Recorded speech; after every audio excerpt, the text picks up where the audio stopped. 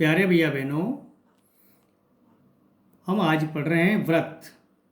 कल मैंने व्रत से संबंधित कई सूत्र व परिभाषाएं आपको समझाई थी।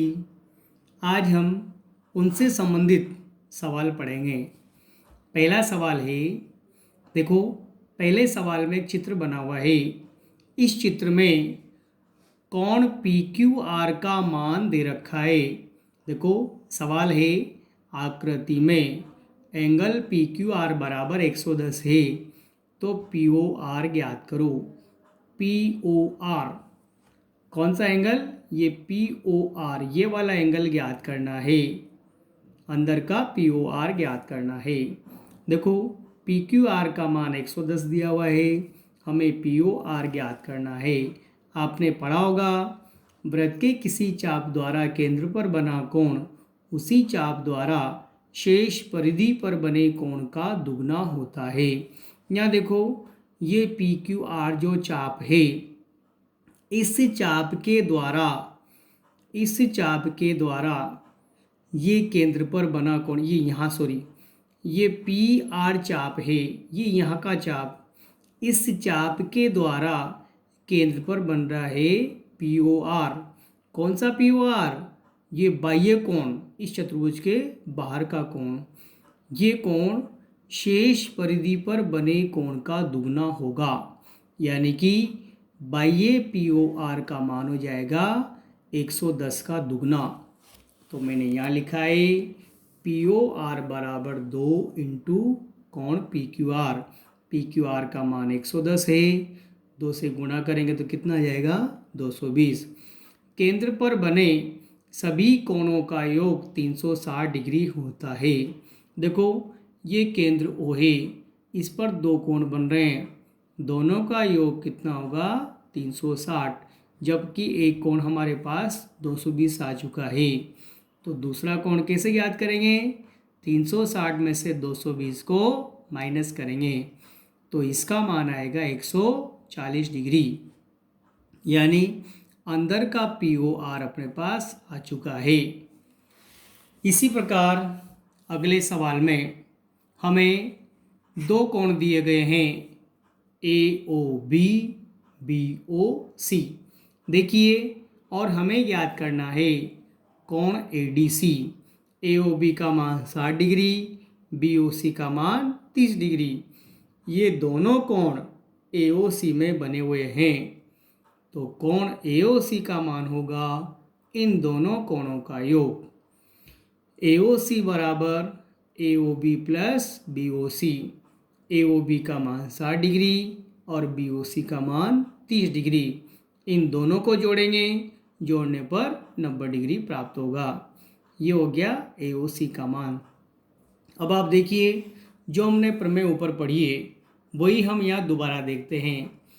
ये देखो आप, चाप AC के द्वारा, AC चाप है, इस चाप के द्वारा केंद्र पर बन रहा है AOC, और इसी चाप के द्वारा शेष परिधि पर बन रहा है ADC, यानी कि वृत्त के किसी चाप द्वारा केंद्र पर बना कोण उसी चाप द्वारा शेष परिधि पर बने कोण का दुगना होता है, यानी AOC का मान ADC का दुगना होगा। तो मैंने लिखा है यहाँ पर AOC बराबर 2 इंटू ADC। AOC का मान यहाँ से भरेंगे 90, 2 ADC, तो 2 का भाग 90 में देंगे तो ADC का मान आएगा 90/2, यानी कि 43 डिग्री।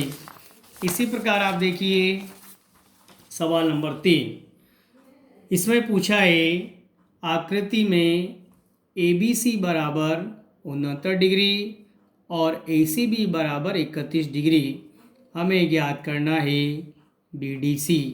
देखो ABC, इस त्रिभुज के हमें दो कोण दे रखे हैं। जब किसी त्रिभुज के दो कोण दे रखे हों, हमें तीसरा कोण ज्ञात करना हो। चूँकि त्रिभुज के तीनों कोणों का योग 180 डिग्री होता है और तीसरा कोण हमें ज्ञात करना है, तो तीसरा कोण कैसे ज्ञात करेंगे? 180 में से इन दोनों कोणों को जोड़कर घटा देंगे, यानी त्रिभुज का तीसरा कोण ज्ञात करने के लिए 180 में से दोनों कोणों को जोड़ के घटा देंगे।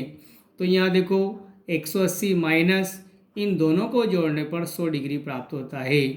तो यहाँ पर इसमें से घटाएंगे तो कितना बचेगा 80 डिग्री, यानी BAC का मान आ गया अपने पास 80 डिग्री। एक ही चाप द्वारा परिधि पर बने कोण बराबर होते हैं।